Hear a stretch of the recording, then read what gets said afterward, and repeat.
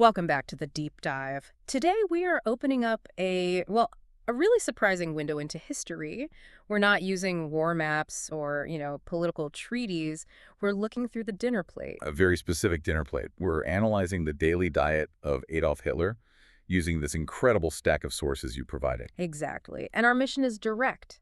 We want to analyze the man's kitchen and really focus on that huge distinction. The gap between the propaganda he projected, this simple, almost ascetic leader, and the often bizarre reality of what he was actually eating. It's a fascinating project because his kitchen was, it was effectively a highly managed political operation. Right. We're drawing on major biographies, of course, Ian Kershaw, Joachim Fest. Right. But the real gems are these intimate accounts from his private chef, Constance Manzierli, and another chef, Dion Lucas. And we're grounding this in official documents too, right? Yeah, specifically the 1943 OSS psychological reports and even little nuggets from Eva Braun's private diaries. Okay, let's just unpack this right away. Okay. Because the biggest revelation here, the one that completely shatters the historical myth, is that this widely believed image of him as a humble, strict vegetarian Oh, yeah? who just lived on, basic vegetables and water, that was a total fabrication. It was PR. A complete fabrication. The reality involved these shockingly intense obsessions. We're talking secret, high-sugar sweets, and surprisingly, certain meats he just could not give up. It was a meticulously constructed facade. Yeah. All of it was designed for public consumption. Yeah. You really have to look past that myth to get at the man's, his profound need for comfort and control through food. Absolutely. Yeah. So let's jump right into segment one, debunking that whole vegetarian myth. You mentioned it was entirely a product of the 1930s propaganda machine, designed to make him seem ethically pure, ascetic. Sort of above it all. Exactly. But the historical corrective is vital here because the records, they're crystal clear. They are absolutely clear. For decades, between, say, 1910 and 1937, his diet was pretty standard for the time. The sources confirm he ate meat, he ate offal, liver dumplings, leberknödel, he ate ham, even caviar. So not even close to vegetarian. Not even remotely. The big shift we see later, starting around 1938, that wasn't driven by some moral awakening. So if it wasn't an ethical choice, then what was the major driving factor the sources document? It was purely physical. He began suffering from these increasingly severe, very well-documented stomach ailments. And that led him to distance himself from red meat, specifically because he just struggled to digest it. But he didn't quit completely. Never completely.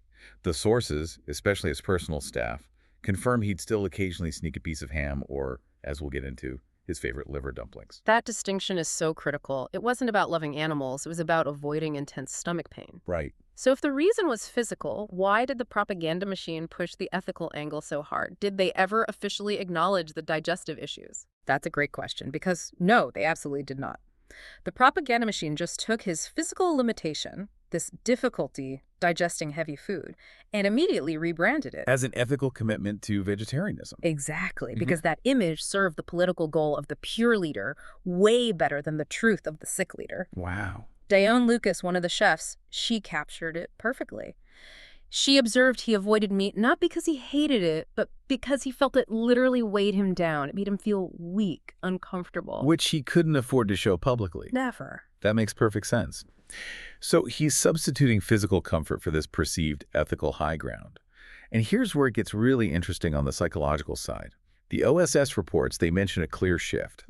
As the war years got worse, as morale just plummeted, his emotional stability took a nosedive. And this manifested as intense emotional eating, specifically these huge, almost manic cravings for sweets, which is the perfect bridge into segment 2, into his comfort foods. If you connect the physical illness and the stress, you see these specific dishes revealing a man just desperately trying to anchor himself. Back to his childhood. Back to his childhood, to some fundamental sense of stability, even while he's trying to manage a total war. Food became pure nostalgia and control. Let's talk about the dish that was maybe his ultimate emotional anchor, Ironockerl. Ah, yes. Austrian egg dumplings. The records show this was an incredibly significant dish for him. It was his primary childhood comfort food. It's from the Salzburg region, and it was typically a Sunday meal, a festive meal. So because of that powerful association, it gave him this acute feeling of returning home. And during the war, he ate it how often? Multiple times a week. During the most unstable years, it was his daily escape, a ritualistic anchor in all that chaos. What stands out to me from the chef's notes is just the unbelievable fussiness. For a dish that sounds so simple, the need for control over the texture was profound. Oh, it was all about texture control, which says so much about his personality, right? Mm. The dough had to be incredibly soft. The source describes it as almost drop by drop, and it had to be cooked in butter that was heated right up to the foaming limit. And why? What happened if it wasn't perfect?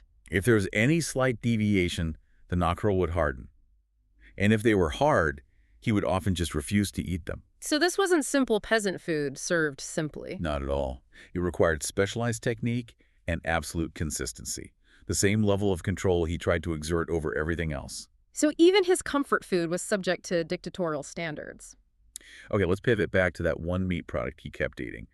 The Leberknödel, liver dumplings. This was, without a doubt, an extreme favorite. It's one of the few meat products he never entirely gave up, even at the peak of his so-called vegetarian phase. Again, the preparation was everything. Everything. Because of his weak stomach, the mixture liver, stale bread, onion, it had to be ground so finely that it was completely smooth.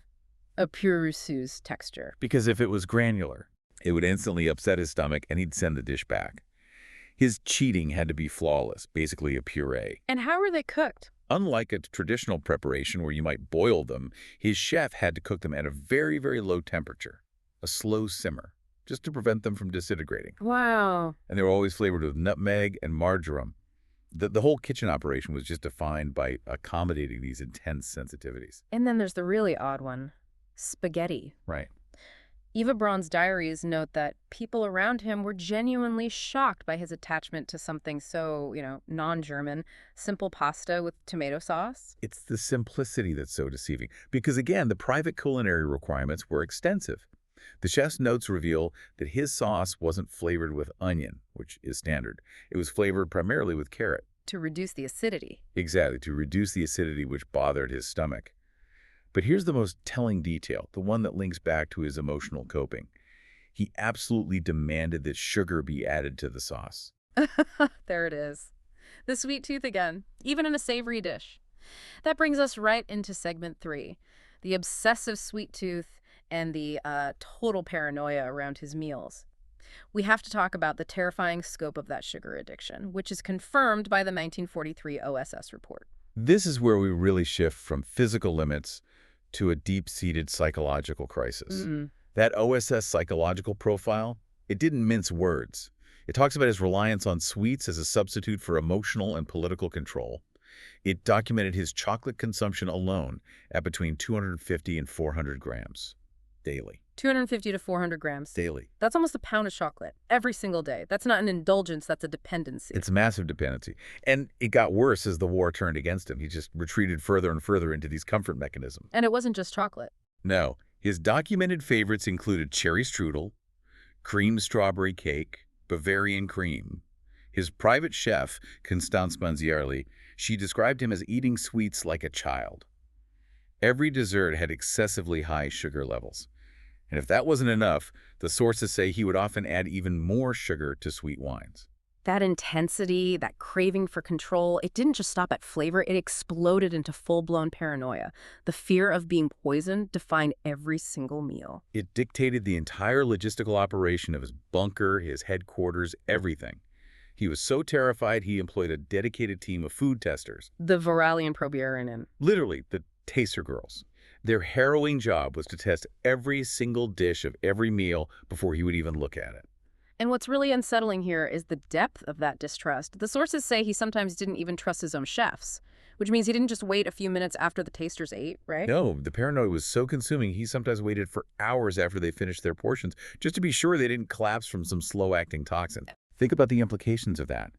If your food sits for an hour or two while you watch other people, the quality is destroyed. The meticulously prepared iron nockerel would be cold. Cold and congealed. The delicate liver dumplings would be lukewarm and hard. His overwhelming need for security completely overrode any possible enjoyment of the food. So the food wasn't for pleasure at all, it was just survival confirmation. So, okay, the menu wasn't simple, he wasn't a vegetarian. This brings us to segment 4. The political purpose behind this whole managed image. Why? Why go to all that effort? We have to circle back to the core propaganda strategy. From the early 1930s onward, the goal was deliberate. Create an image of a modest leader. The man who sacrificed personal luxury for the state. Exactly. The man who lived simply and ate like a common German. It was high-level political Okay. branding aimed straight at the working class. And that image, that created a powerful contrast against his opponents in the Allied nations. A huge contrast. This pure ascetic image was manufactured to stand against the perception of, luxury-loving, aristocratic French and British leaders.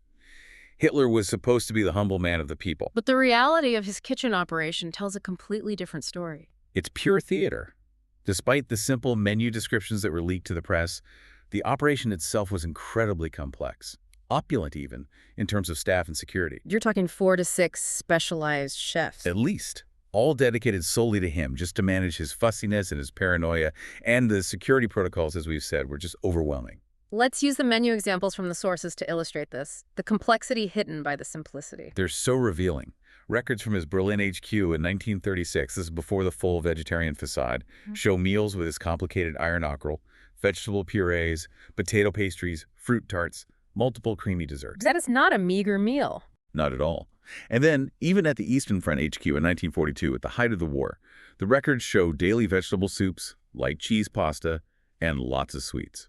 Plus, that critical inclusion of the occasional, very carefully prepared liver dumplings.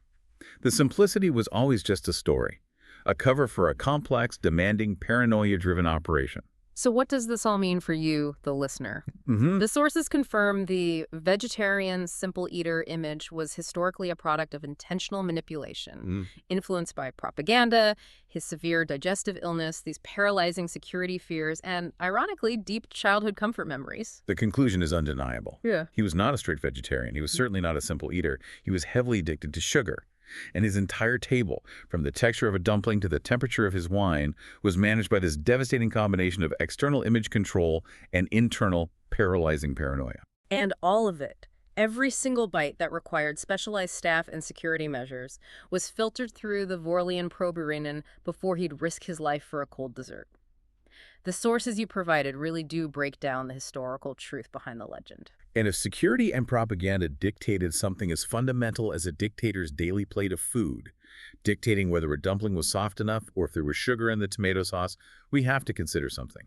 How far does that principle of total image control extend into the public lives and even the manufactured personal habits of other powerful figures today? That deep, pervasive control. That's the key insight for you to mull over as you digest this deep dive. A truly powerful thought to leave us with. Thank you for joining us on the deep dive.